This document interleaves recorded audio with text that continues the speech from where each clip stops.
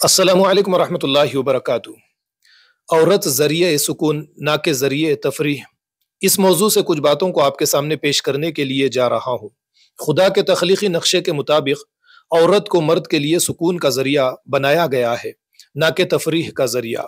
ये बात कुरान में इन अल्फाज में बताई गई है, वमिन आयातिही अन खलक़ लकुम मिन अनफुसिकुम अज़वाजा लितस्कुनु इलैहा वजअल बैनकुम मवद्दतन व रहमा इन्न फी ज़ालिका लआयातिन लिक़ौमिन यतफ़क्करून। सूरह रूम आयत नंबर 21। यानी खुदा की निशानियों में से ये है कि उसने तुम्हारी जिन्स से तुम्हारे लिए जोड़े पैदा किए ताकि तुम उनसे सुकून हासिल करो, और उसने तुम्हारे दरमियान मोहब्बत और रहमत रख दी। बेशक इसमें निशानियां हैं उन लोगों के लिए जो गौर करते हैं। खुदा के तख्लीकी नक्शे के मुताबिक औरत इस तरह बनाई गई है कि वो जिंदगी में मर्द के लिए सुकून का जरिया बने। ये पहलू दोनों ही सिन्फों के लिए बेहद अहम है।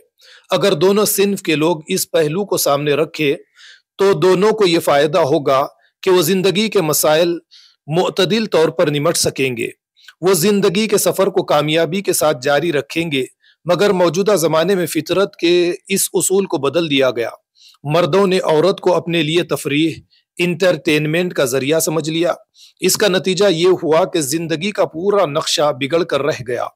औरत को फितरी तौर पर जहां अपना हिस्सा अदा करना था वहां वो अपना हिस्सा अदा ना कर सकी, और दूसरी जगह जहां हिस्सा अदा करना तख्लीकी नक्शे में शामिल ना था वहां वो अपने आप को ज्यादा से ज्यादा पुरकशिश बनाने में मसरूफ हो गई।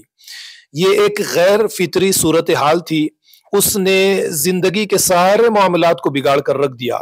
इसका नतीजा आज की औरत की सबसे ज्यादा तवज्जो अपनी फितरी जिम्मेदारियों की अदायगी पर नहीं है, बल्कि अपने जिस्म की आराइश पर है।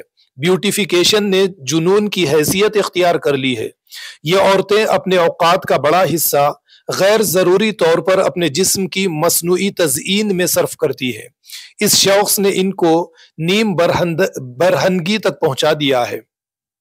इसका नतीजा वो चीज जिसको पोर्नोग्राफी कहा जाता है, इस जुनून ने जो मकरू सूरतें इख्तियार की है, इनमें से एक कॉस्मेटिक सर्जरी, यानी सर्जरी के जरिए अपने चेहरे को मसनूई तौर पर खूबसूरत बनाना। खूबसूरत बनाने की ये टेक्निक अपनी हकीकत के एतबार से एक महंगी तदबीर है, जिसने नए नए मसाइल पैदा करके लाखों औरतों की जिंदगियों को गैर जरूरी पेचीदगियों में मुब्तला कर दिया है।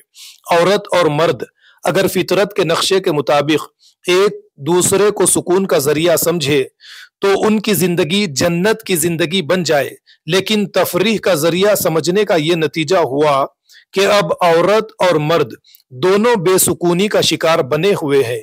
यही वो चीज है जिसने मौजूदा जमाने में उमूमी बुराई पैदा की, जिसको डिप्रेशन कहा जाता है।